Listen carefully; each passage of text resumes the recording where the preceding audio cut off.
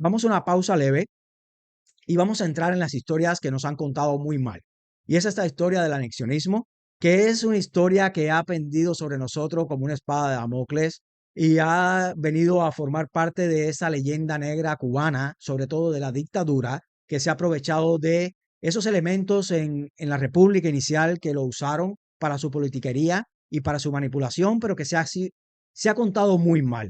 Y hoy yo quiero analizar esto desde un punto de vista histórico, global, del big picture que dirían los americanos. Vamos a analizar eventos históricos que se dieron alrededor de Cuba muy brevemente. No voy a entrar a específicos, pero sí quiero darle una imagen de lo que era el anexionismo y lo que realmente ha representado el anexionismo en la historia ideológica política cubana. No se vaya y enseguida regresamos. Ya pasando al tema de hoy, y no voy a enredarme mucho en esto porque es un tema bien profundo, quiero dejar sentado algunas cosas importantes antes de empezar a hablar del anexionismo en Cuba.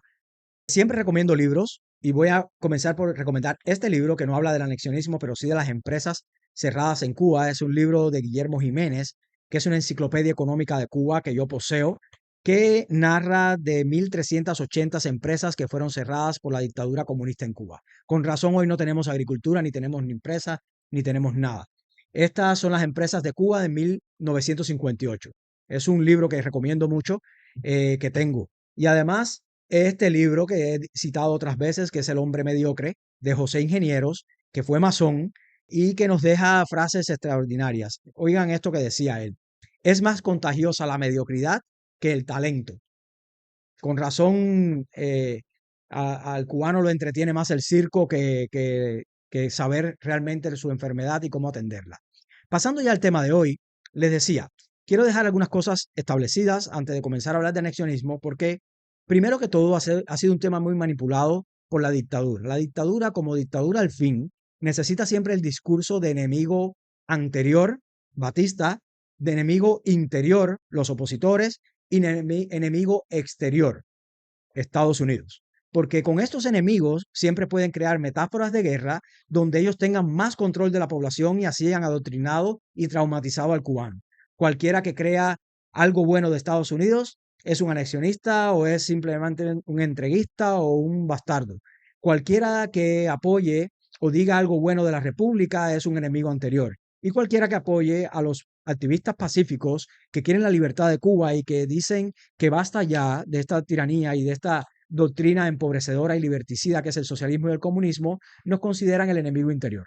Pues partiendo de esto, que es esta metáfora de guerra para combatir los males de la sociedad, en fin, toda esa basura que nos han inculcado en la mente en el sistema de adoctrinamiento cubano, quiero dejar por sentado un segundo punto. Yo no soy anexionista. Yo, si bien admiro y soy ciudadano de los Estados Unidos, considero que en las circunstancias actuales es innecesario que nadie venga a resolver los problemas de Cuba. Los problemas de Cuba, estamos luchando para hacer una Cuba independiente, una Cuba que sea controladora de su propio destino, que esté a cargo de su propio destino. Creo que tenemos el material humano necesario para hacerlo, a pesar de los pesares, porque el ser humano es lo mismo, no importa el cubano, no importa si eres chino o eres árabe o eres africano. Todos tenemos los mismos vicios y los mismos valores. Como decía Martí, la, eh, los vicios crecen como la... Estoy parafraseando porque ahora no recuerdo exactamente la frase como decía literalmente, pero él decía, los vicios crecen como la mala hierba. Por eso la virtud hay que cultivarla.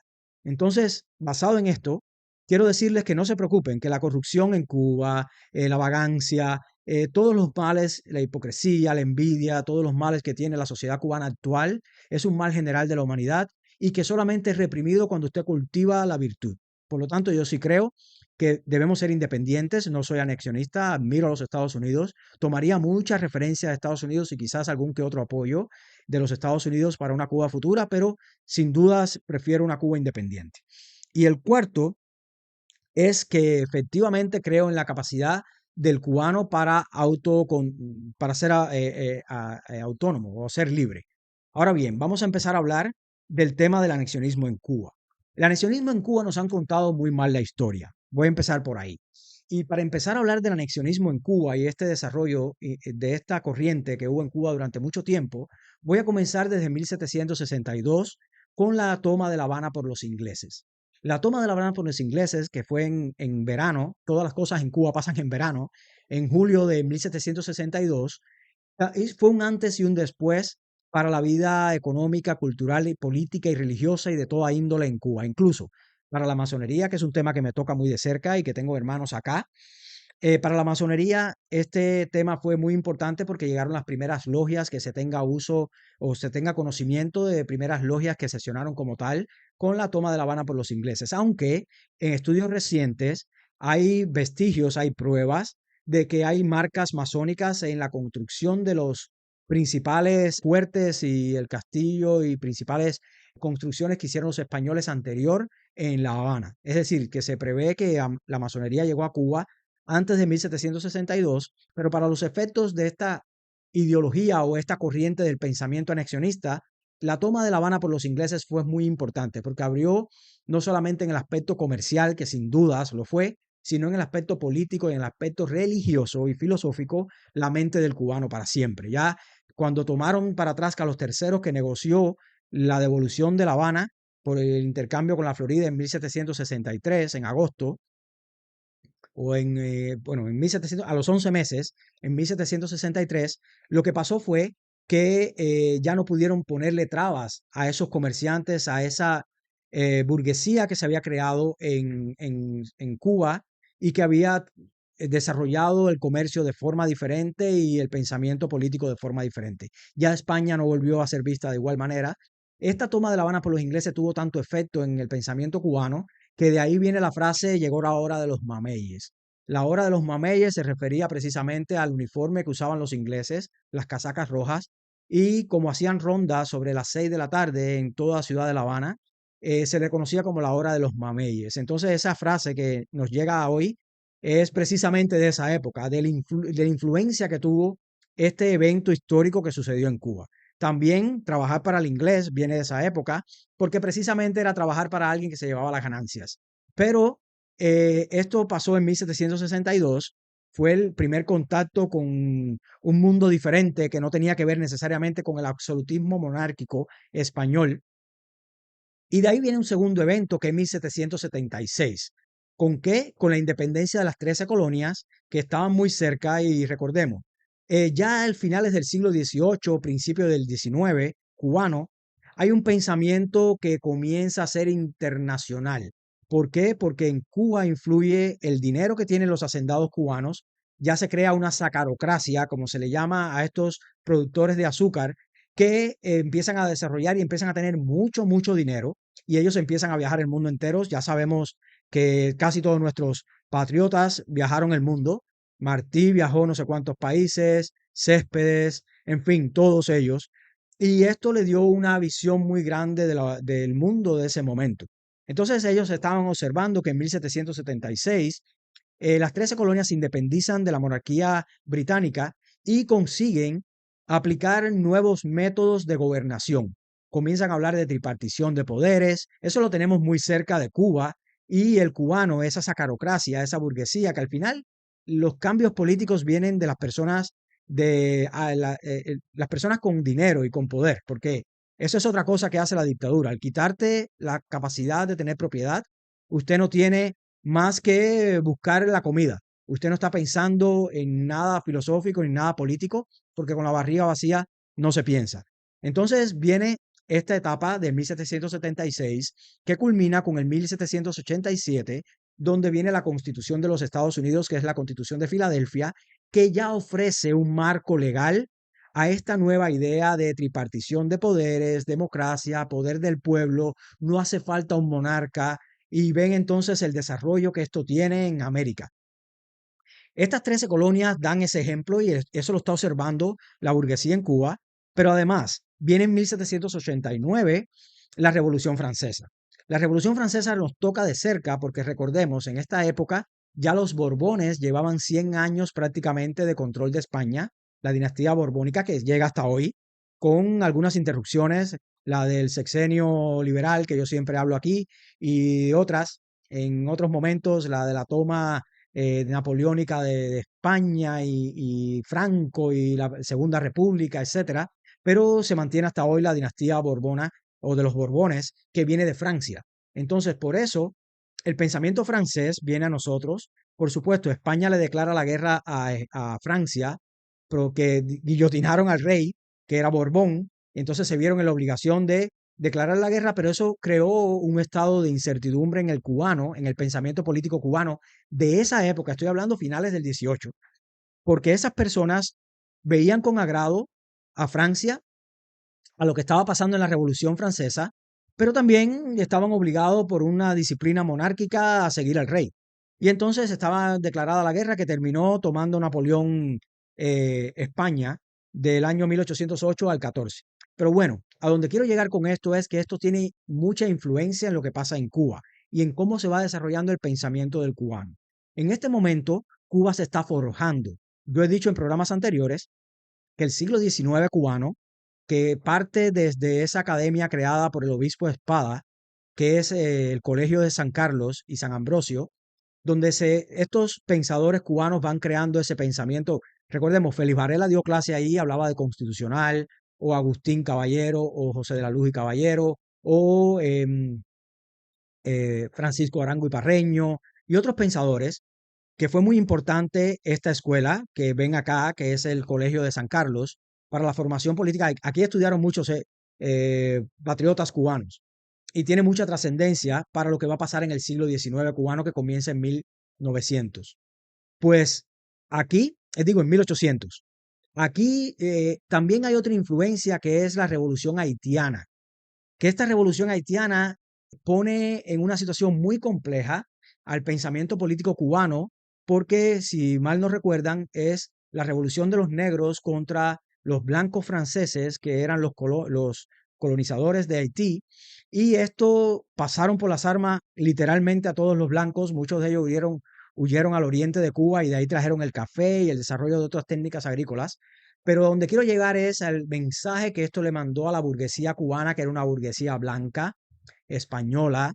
Muy pocos mulatos y libertos había ya con poder en ese momento, pero mayoritariamente blanca, que a través de los estudios de este funcionario que mencioné ahorita, que fue Francisco Arango y Parreño, que en los censos que se iban haciendo en esa época en Cuba, determinaron que había una minoría de blancos y fue una alarma para la colonia que era Cuba en ese momento. ¿Por qué? Porque temían que pasara lo mismo que en Haití. Entonces eso los hizo alejarse un poco del pensamiento de independencia y los hizo acercarse más a este pensamiento que venía de Estados Unidos, a quien veían con mucha admiración. Otro evento que pasa aquí es la toma de Francia en España, que se da en 1808 con Napoleón, y que esto trae también cierta inestabilidad en la corona española y demuestra algunas, y trae mucho pensamiento liberal. Recuerden, en Cuba, a partir de esa época, se empiezan a construir palacios y asuntos suntuosos que también venía de los Borbones, que venían de esta, vamos a decir, grandilocuencia francesa y de esta ilustración francesa, pero que esto tiene mucha influencia en el pensamiento político del cubano. Todo esto va pasando a principios del siglo XIX y entonces aquí viene también, sigue el ejemplo de Estados Unidos. En 1819, hablamos ayer del Tratado Adams-Onis, donde se le cede la Florida definitivamente a Estados Unidos por parte de España, que realmente se la venden en unos 5 millones de dólares. Y esto hizo que el cubano fuera observando cómo la Florida se integró a las 13 colonias, antiguas 13 colonias, y cómo le fueron dando libertades económicas, libertades religiosas, libertades de todo tipo, donde no había un monarca, donde los impuestos ya eran vistos de manera diferente. Y recordemos, todo esto da muy buen mensaje al cubano. Estoy hablando del cubano pudiente, a esta sacarocracia, que va viendo esto con buenos ojos y va tomando el ejemplo de Estados Unidos como algo realmente muy favorable. A partir de aquí viene ya una serie de eventos que son generados por los propios cubanos. Y aquí comienza la leyenda negra que nos cuentan mal. En 1823 viene el tema de la doctrina Monroe, que decía América para los americanos, pero que en realidad lo que hemos estudiado historia, nos percatamos y además que es criterio de muchos historiadores españoles actuales incluso, que era una doctrina que estaba dirigida más bien contra España, porque América para los americanos no incluía a otras potencias europeas extranjeras colonizadoras como Holanda, como la misma Inglaterra o Gran Bretaña o como la misma Portugal. digamos, con Brasil. O sea, América para los americanos era una doctrina más bien dirigida contra España, porque ya para este 1823 han comenzado las guerras de liberación en toda América. Bolívar comienza en el 1820 aproximadamente para que se vayan situando en tiempo y espacio, y todo esto tiene una consecuencia muy directa con el tema Cuba, que esta sacarocracia cubana, esta burguesía cubana que ya va acumulando mucho dinero porque coincide con el auge del azúcar, del comercio del azúcar, con esto que había pasado en 1762 con la toma de La Habana por los ingleses y el auge del comercio, y esto hace que acumule mucho dinero el empresario cubano, el burgués cubano, el hacendado cubano, como quieran llamarlo, en dependencia del libro que lean. Esto garantiza que los primeros lobbies en Estados Unidos se crean por cubanos que tratan de convencer a los diferentes presidentes de Estados Unidos a que compren a Cuba a España, como había pasado con la Luisiana, que se la vende Napoleón a Estados Unidos porque Napoleón se dio cuenta que la batalla, la guerra con Inglaterra era inevitable y ellos no querían que la Luisiana, que pertenecía a Estados Unidos, que era un territorio amplísimo, o lo es todavía, pero bueno, ahora está dividido en otros estados, parara en manos inglesas. Y por lo tanto Napoleón fue el que le propuso venderle a la Luisiana a los Estados Unidos, creo que por 50 millones de dólares o por pocos millones de dólares. Cosas que después sacaron los americanos con crece. Pero que ese era el estilo de la época. Los americanos siempre muy pragmáticos, siempre con el comercio por delante, porque donde entra el comercio no entran las balas, empezaron a comprar estos territorios. Y como mismo compraron la Florida, compraron la Luisiana, que se la ofreció Napoleón, porque Napoleón prefería que estuviera en manos de las 13 colonias, con lo que tenía cierta simpatía, pero nunca en manos de monarquías europeas como la inglesa, que eventualmente en una guerra contra Francia iba a tomar a este territorio que ellos no podían controlar desde Europa. Entonces, por eso se da la venta de la Luisiana. Todo eso lo están viendo la burguesía cubana que tiene dinero y que trata de convencer primero a Polk, que era fue el presidente número 11 de los Estados Unidos. Aquí está una foto de este señor, y trata de convencerlo con que le compre la Florida, que le compre Cuba a España. Y Polk viene con algo que es un manifiesto muy interesante. Bueno, no, esto viene un poco después. También se da en 1846, es algo muy interesante. México invade Estados Unidos, pierde la guerra y Estados Unidos le hace ceder Texas y casi todo el territorio mexicano del norte, hasta Oregón, California, Oregón, Texas, Nuevo México, toda esa zona. Y entonces ellos ven cómo se van integrando estos territorios a las 13 colonias, a Estados Unidos, a la Unión de Estados Americanos. El cubano está viendo en todo esto cómo estos estados se integran perfectamente a la economía, a la sociedad, al tema de los impuestos, a la religión, al tema de las libertades, que no tienen un monarca, y cómo se integran perfectamente a la Unión Americana, y esto lo ven con mucho agrado.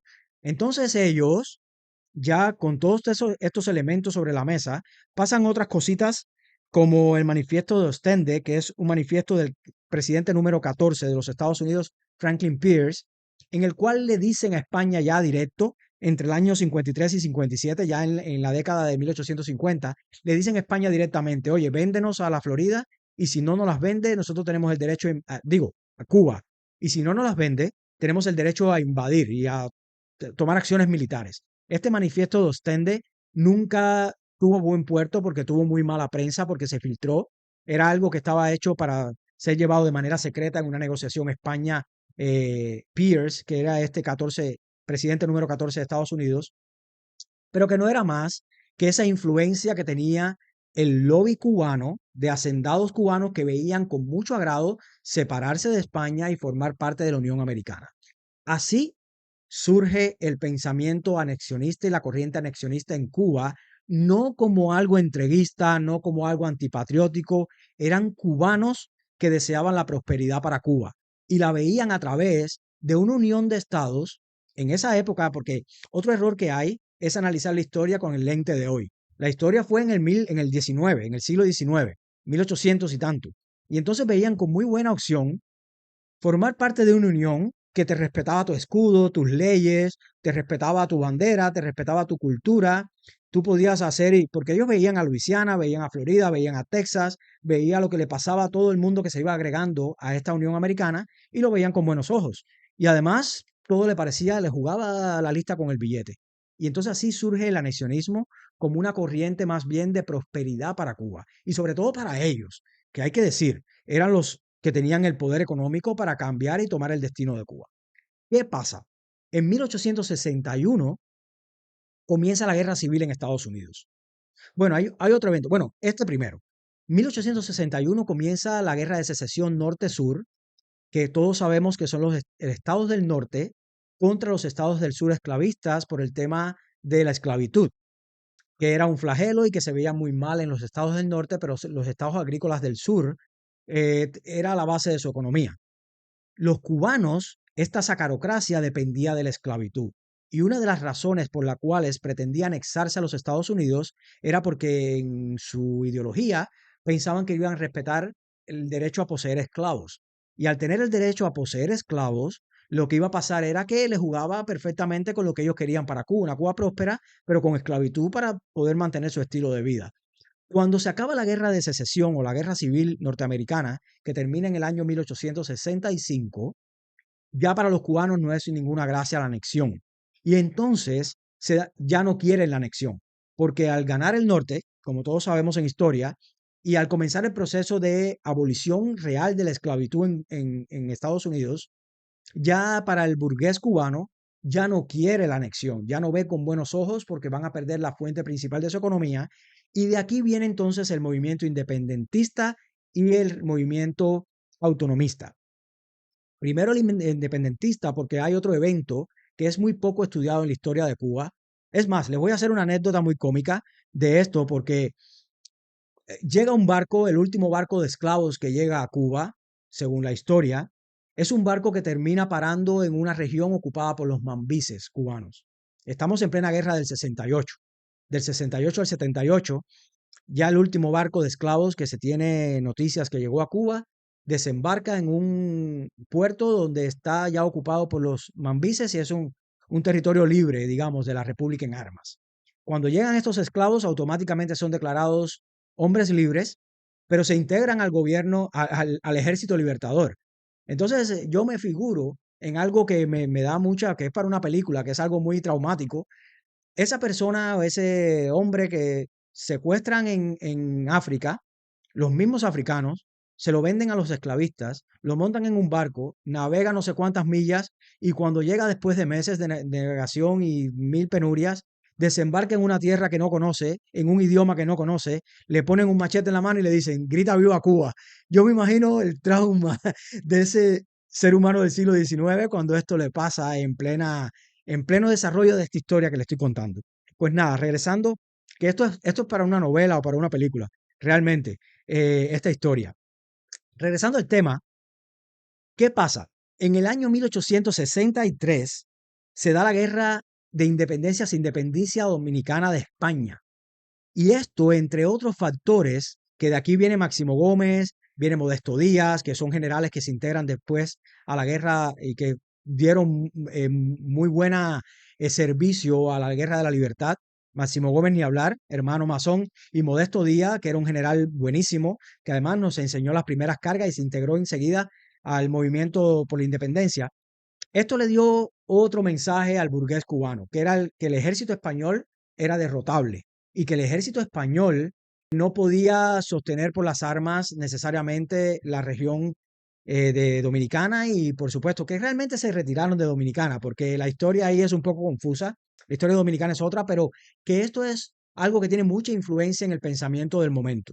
Recordemos, se había acabado la guerra de secesión, se acabó el tema del anexionismo, se acaba la guerra de independencia o esta independencia de Dominicana y también nos enseña la independencia, viene la guerra de los 10 años, entre que se acaba la guerra de los 10 años, que es el 78, y el 95 viene el auge del movimiento autonomista, que para eso se emplearon las mentes más brillantes de la época, las personas, incluso está el maestro Rafael María de Mendive, que no se cuenta mucho en la historia que nos han narrado, pero que era un autonomista, que precisamente quizás por esto es la distancia que toma discípulo y maestro. Martí y Mendive realmente se escribieron muy poco en esta etapa, hasta que Mendive luego muere y bueno, eso es otra historia que no quiero ir por ahí, pero para dar la idea de que el movimiento autonomista tampoco era un movimiento antipatriótico cubano como nos han contado.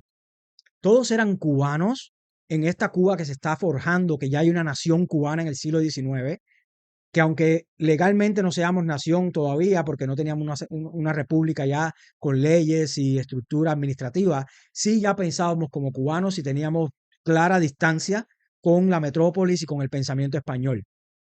Pues esto garantiza que se desarrolle del 78 al 95 el pensamiento autonomista, que es un pensamiento donde empieza la politiquería en Cuba y los primeros partidos políticos se crean los primeros debates políticos, los primeros actos de corrupción, también hay que decirlo, porque en la leyenda negra nos dicen que la corrupción vino con la segunda intervención con Charles Magún, que ahí vamos a llegar ahorita, la segunda intervención norteamericana a Cuba, pero realmente la corrupción en Cuba venía ya de la metrópolis, de esa época colonial, precisamente en los años estos de autonomismo y de esta práctica política que hubo en Cuba, donde se crearon partidos. Incluso los masones formaron parte de partidos.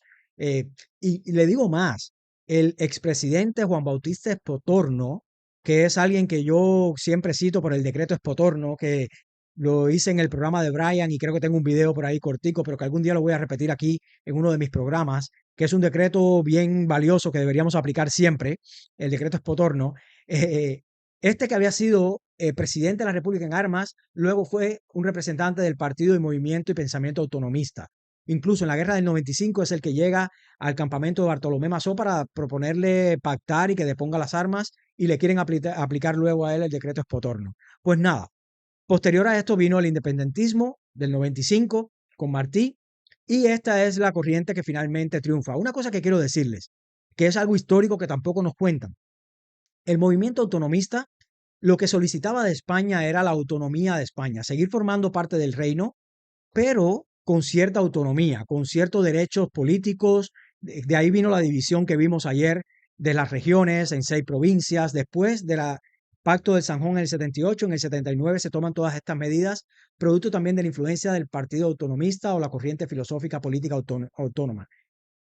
Lo que pedían los autonomistas en sí, y esto tiene que ver mucho con mi hermano Orly, mi hermano David y los que están en Canadá, era que se aplicara en Cuba. Oigan qué interesante, para que ustedes vean el pensamiento político como no nos han contado cómo es, y tiene muchos matices interesantes.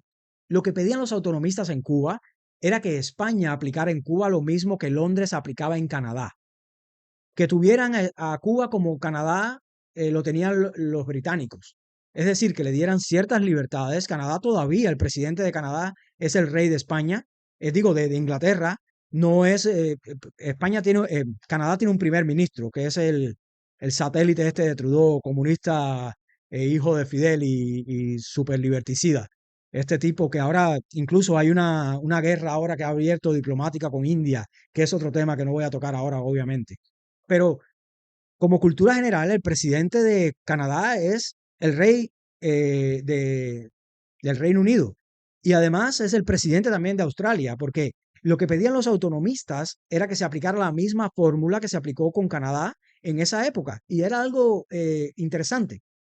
De ahí ya viene la primera intervención norteamericana, viene el Maine, la voladura del Maine, que hay 71.000 versiones de esta voladura del Maine y del Maine, como se le conoce en español. Qué fue lo que pasó con este acorazado, que era de los dos primeros acorazados hechos en los Estados Unidos por la Marina incipiente que estaba desarrollando, que desarrolló muy rápida su marina en esta carrera armamentista de ya las 13 colonias convertidas en unión.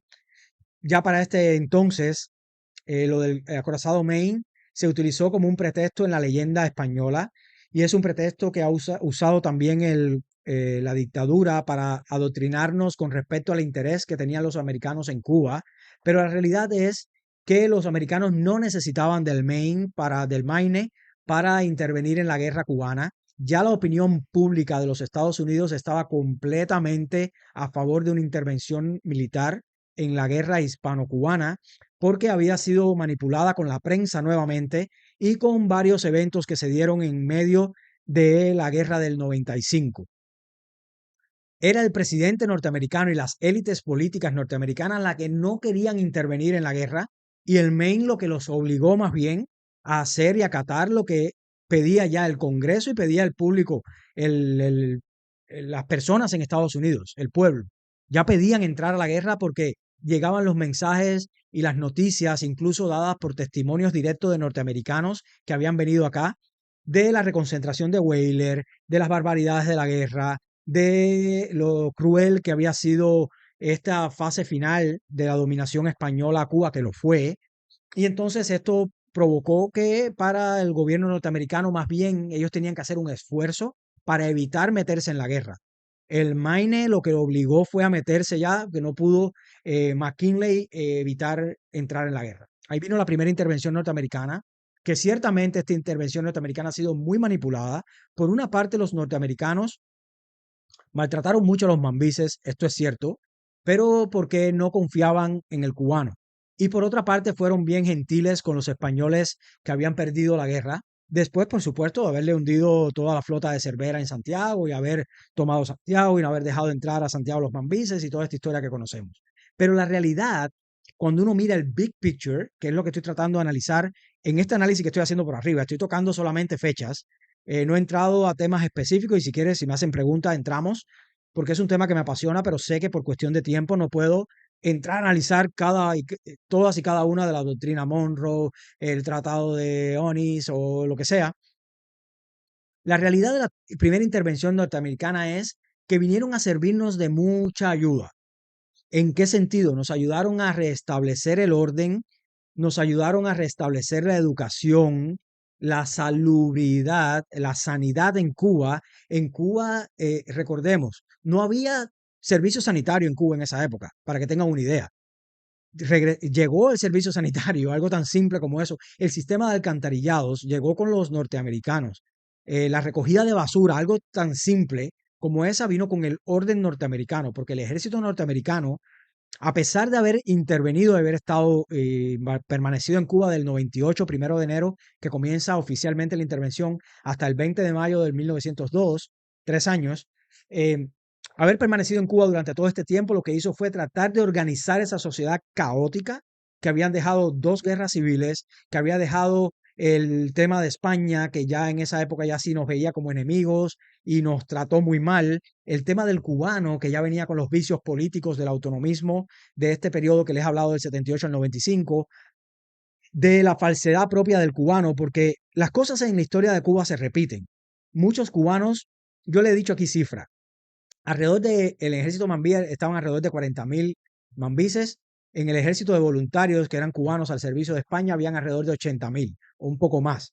Entonces estamos hablando de que el cubano, mayoritariamente, algunos estaban luchando incluso en contra de los propios cubanos, pero no todos blancos. Estamos hablando de ejércitos negros, de voluntarios que luchaban contra los negros mambises, porque por determinada razón favorecían más al tema de España. Pero ¿qué pasó?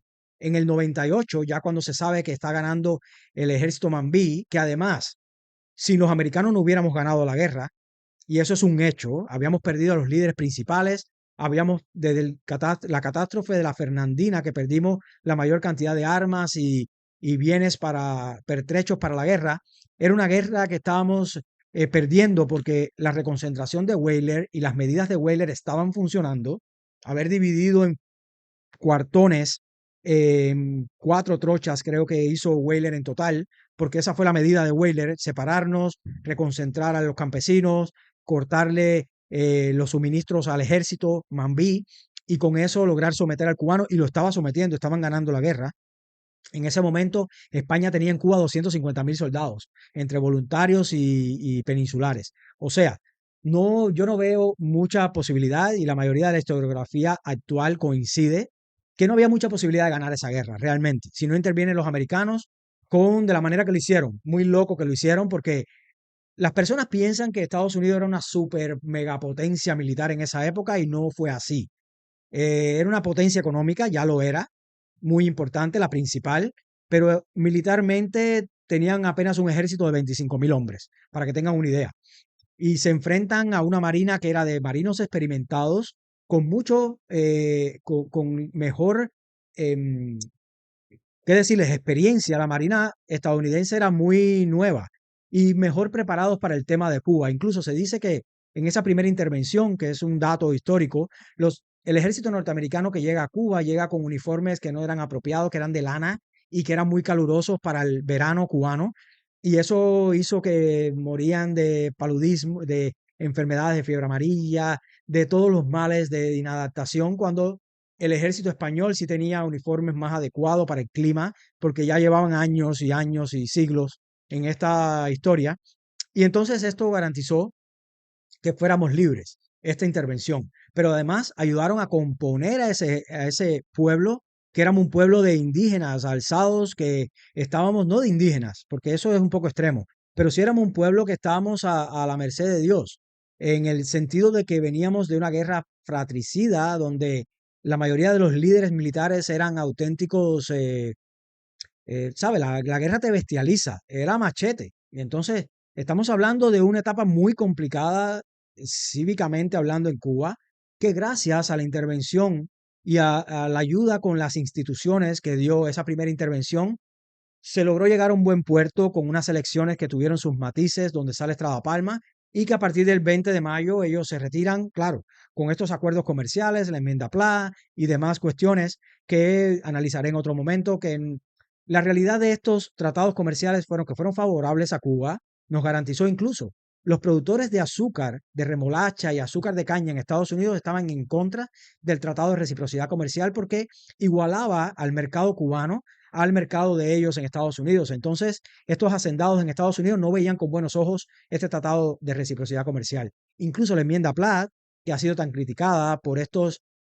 ahorita iba a decir algo, que era que el cubano es muy hipócrita y que esta cantidad de cubanos que luchaban en contra de la independencia, luego, cuando vieron que el bando ganador era el independentismo, quisieron ser más independentistas que los mambises que habían luchado. Y entonces todos se quisieron poner medallas y todos querían ser más papistas que el Papa. Algo así como lo que pasó en el 59, cuando la mayoría que no había ido a la sierra ni había ido al clandestinaje o a la clandestinidad, quisieron hacerse los más revolucionarios que los revolucionarios y fueron los extremistas estos que después colaboraron con el holocausto de Fidel Castro en Cuba y la historia que conocemos. Pues nada, ahí viene la primera intervención. La segunda intervención norteamericana viene en el 2000, en el 1906, producto de la renuncia el 28 de septiembre de Tomás Estrada Palma. Aquí vemos el gobierno interventor liderado por el secretario de guerra William Taft. William Taft, que es este señor que está acá, que les voy a mostrar un documento histórico para que vean el carácter que tuvo esta segunda intervención. Recordemos, por historia, esto no nos lo cuentan, Estrada Palma le suplicaba a los americanos que interviniera, porque en la reelección de Estrada Palma en el año 2005, Estrada Palma había tenido algunos manejos, quizás no él, pero sí su gabinete, un poco irregulares en estas elecciones y esto provocó la guerrita de agosto del 1906. Esta guerrita de agosto fueron los liberales liderados por José Miguel Gómez, que se alzaron en armas porque eran mambises. Ellos la mentalidad era, no estamos de acuerdo, para la sierra. Cogían el machete, la pistola y para la sierra. El revólver y a caballo para guerra.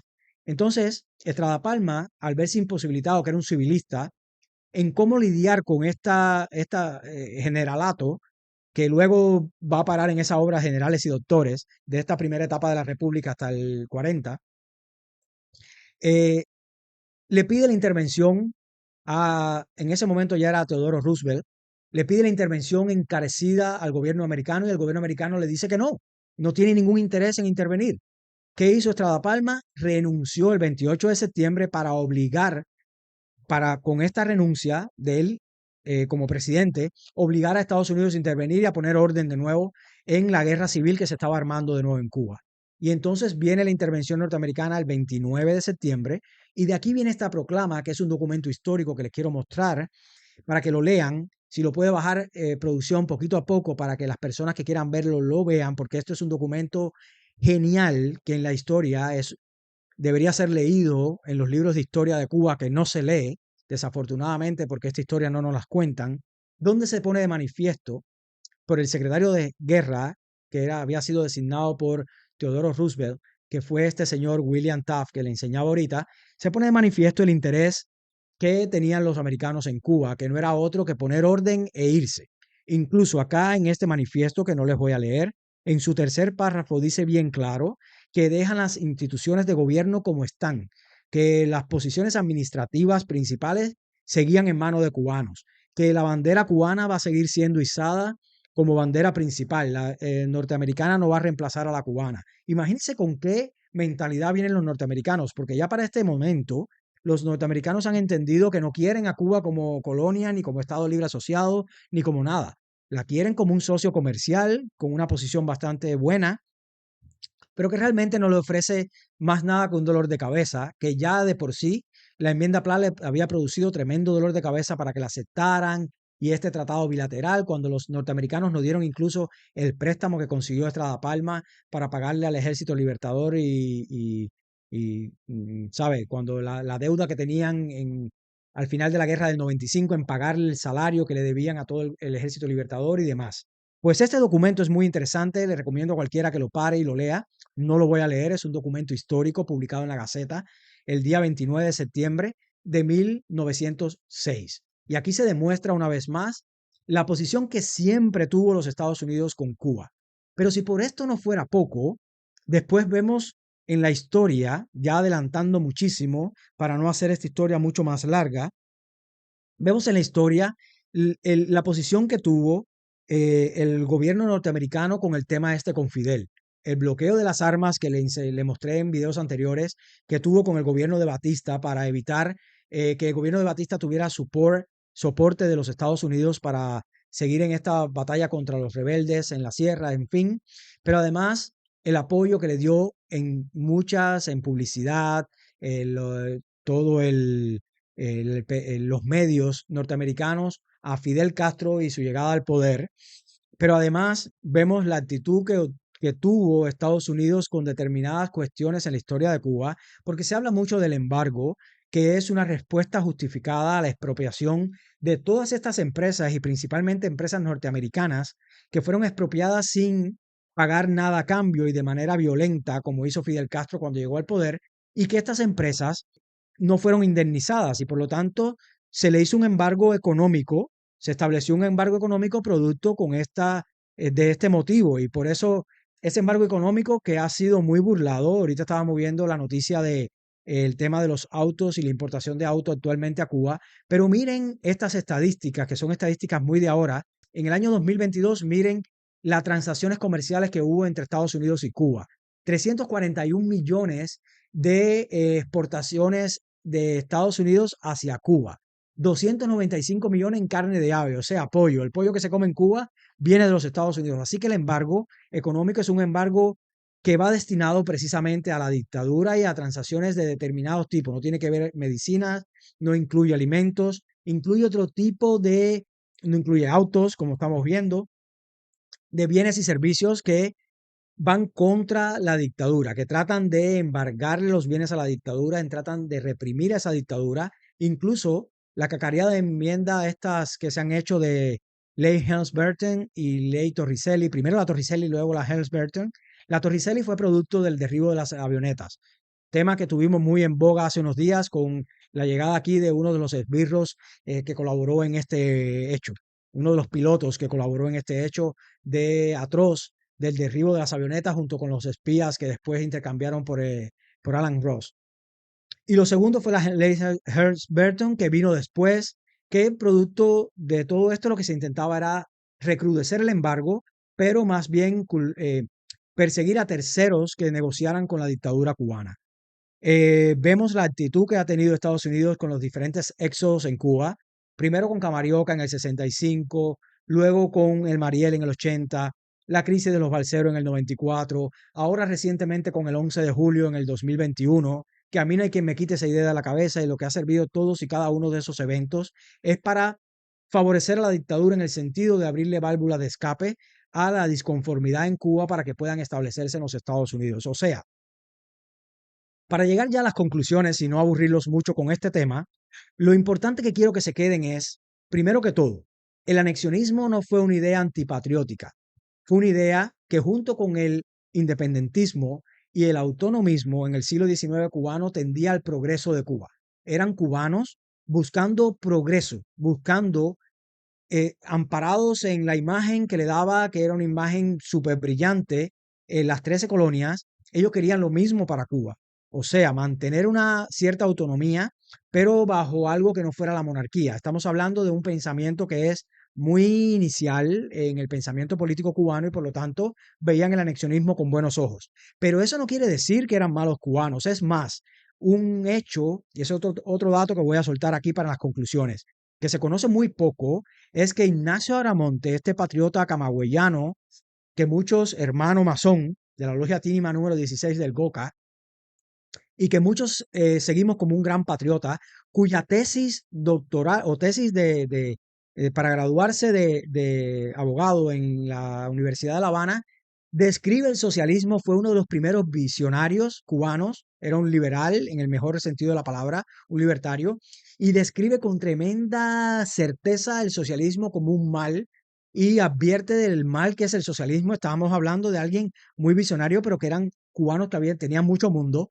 Pues nada, Ignacio Agramonte cuando cae en Jimaguayú en el 73, 1873, si mal no recuerdo, 11 de mayo del 1873, cae en combate con una bandera norteamericana bordada en su uniforme, porque era un admirador de los Estados Unidos y era un admirador y con pensamiento anexionista. Es más, muchos de los dirigentes, empezando por Carlos Manuel de Céspedes, veían con buenos ojos el anexionismo a los Estados Unidos, incluso siendo independentistas y llevando adelante ideas independentistas, porque Estados Unidos era como un patrón a seguir y lo sigue siendo en el aspecto de libertades económico, jurídico. Veían que este desarrollo constitucional venía precisamente de Estados Unidos y esto sembró muy buena idea en el anexionismo cubano de la época. Primera conclusión es esa. Anexionistas, independentistas y autonomistas eran cubanos que deseaban el progreso en diferentes puntos de vista para Cuba. Segundo, las intervenciones y tratados norteamericanos favorecieron a Cuba. Las dos intervenciones favorecieron completamente a Cuba. La segunda termina en el 1909, dura desde el 28-29 de septiembre de 1906. El día anterior había renunciado a Estrada Palma, hasta el 28 de enero, curiosa fecha, de 1909 dura la segunda intervención norteamericana, en que se van ya una vez que se instaura nuevamente la República con el gobierno de José Miguel Gómez, que gana en las elecciones, que fueron las elecciones más limpias que se han conocido en la historia de Cuba, dicho sea de paso, y donde tuvieron esta manga ancha, donde vino esta corrupción política, en fin. O sea, las intervenciones norteamericanas no fueron con el objetivo de convertirnos en una colonia, como se cuenta, en una neocolonia, como dice la literatura historiográfica actual de la dictadura, de todos estos talentos serviles, como dice Camancola en su verso, que no hay nada más bochornoso, espectáculo más bochornoso que el de los talentos serviles, que son estos historiadores de Torres Cuevas y todos estos que han servido de una forma u otra a la narrativa esta comunista de que las intervenciones, neocolonia y todas estas mentiras, que fueron mentiras, el Tratado de Reciprocidad Comercial lo que hizo fue favorecer a la economía cubana. Gracias a eso se incentivó la producción del azúcar en Cuba, que además no fue monotemático el tema de la producción de azúcar, desarrolló el tabaco, desarrolló otros renglones. En Cuba había más cabezas de ganado en la República, por si no lo recuerdan las estimadas Clarias, que actualmente, y demás parcelas. Incluso mi esposa tiene familiares que cultivaban arroz por toda Cuba, los Roca, que le he narrado acá que Blas Roca no era ni Blas ni Roca, que ese era un apellido que adoptó este dirigente comunista para tomar este abolengo de los Roca, que de ahí es descendiente mi esposa. Pues nada, esa es la segunda conclusión, no fue para mal. Tercera conclusión, a Estados Unidos nunca le ha importado apropiarse de Cuba, y menos hoy. Yo fui de los cubanos que fue cuando el 11 de julio, que fuimos a finales de julio del 2021 a pedir intervención militar en Cuba, porque considero y consideraba y considero aún que contra esa dictadura militar y represora, sin armas, un pueblo desarmado, no es fácil luchar de tú a tú. Por lo tanto, pedíamos intervención de cualquier ejército, ya sea la ONU, que son unos pusilánimes, o que sea de cualquier ejército del mundo que nos ayude a liberar a Cuba de esta dictadura de 65 años que es criminal y que es narcotraficante y que es todo lo malo que está en las pruebas y en los datos que es. No es que nos las imaginamos, lo es. Y yo fui a pedir la intervención. ¿Qué hizo Biden? Lo que siempre ha hecho en general el gobierno norteamericano, que es desentenderse del asunto, porque la realidad es que Cuba no ofrece nada a los Estados Unidos. No tiene mejores playas, no tiene mejor comercio, no tiene mejores tierras, no tiene mejores seres humanos, porque en realidad el cubano ha sido degradado por estos 65 años de dictadura y realmente Cuba es un país por construir en todos los aspectos. No tenemos infraestructura para el turismo, no tenemos infraestructura de vías, viales, acueductos, refinerías, termoeléctricas, termonucleares, en fin, todo lo que necesita una sociedad moderna, aeropuertos, hospitales, hoteles, para prosperar y para ofrecer algo al mundo. Estados Unidos actual no le importa, quítense esto de la cabeza, no le importa adueñarse de Cuba en ningún sentido, ni en económico, que bien poco ofrecemos, ni en político, ni en nada. Estados Unidos simplemente nos ve como un vecino más, que al que le interesa, eso sí, que hay estabilidad. Por eso hay tantos planes en una Cuba futura por parte de Estados Unidos en cuanto a garantizar un poco la estabilidad, porque esa inestabilidad repercute en ellos. De ahí las emigraciones masivas que ha sufrido producto de esta barbaridad comunista. Cuarto, el anexionismo fue una visión progresista. Y quinto, Cuba es asunto de los cubanos. Esta es la última conclusión que quiero darles. Primero que todo, que entendamos nuestra historia, que entendamos que el anexionismo no es lo que nos contaron, que venía de patriotas y que siguen siendo patriotas, aunque algunos como Narciso López eran patriotas adoptados, pero prefiero adoptar al venezolano, general venezolano que fue Narciso López, creador o uno de los que colaboró en la creación de la bandera cubana, antes que adoptar al criminal genocida de Ernesto Guevara. Por lo tanto, si hay que adoptar a un internacionalista o a alguien de afuera, adopto como cubano a Narciso López, o adopto a Máximo Gómez, o a Modesto Díaz, o a tantos y tantos que en la historia de Cuba Humboldt, que es el segundo descubridor de Cuba, el obispo Espada, que a pesar de ser español, nos trajo la ilustración y el desarrollo del pensamiento cubano, en fin. Hasta aquí esta breve conferencia de este tema, porque es un tema muy delicado y es un tema que ha servido mucho al discurso de la dictadura. El anexionismo no es una opción actual, no lo veo así. Reconozco que hay quizás pocos cubanos que lo vean así, pero los debe haber. Yo no lo veo como una opción real, porque miren Puerto Rico, por ejemplo. Puerto Rico tiene 78 municipios. Ayer yo estaba hablando de los municipios y esta locura. Puerto Rico, que es del tamaño no me acuerdo, 30 por...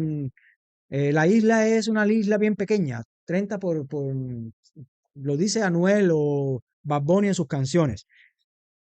Es una isla muy pequeña y tiene 78 municipios. Imagínense usted la corrupción que hay en Puerto Rico. Entonces, ya con esta experiencia, Estados Unidos no se quiere ningún estado asociado, no nos quiere como una estrella más, no nos quiere como nada de eso. Cuba es de los cubanos y es un asunto de todos nosotros, que debemos entender que nos contaron mal la historia para no volver a repetir los mismos errores del pasado y para tampoco estigmatizar de malos a los buenos y de buenos a los malos. Hay una historia que nos han contado muy mal, hay una historia que está en los libros, hay una historia que solamente necesita ser desenterrada para que el cubano comprenda lo que ha hecho estos 65 años de dictadura contra nuestra nación y contra la esencia de lo que somos. En Cuba entran todos los pensamientos, siempre y cuando busquen el progreso de Cuba. Eso nos viene desde el siglo XIX, eso nos queda para la posteridad. Eso nos queda para una Cuba futura, donde afortunadamente menos la ideología comunista, que es una ideología intolerante y una ideología que debería ser ilegalizada en una Cuba libre, pero todas las demás ideologías están bienvenidas.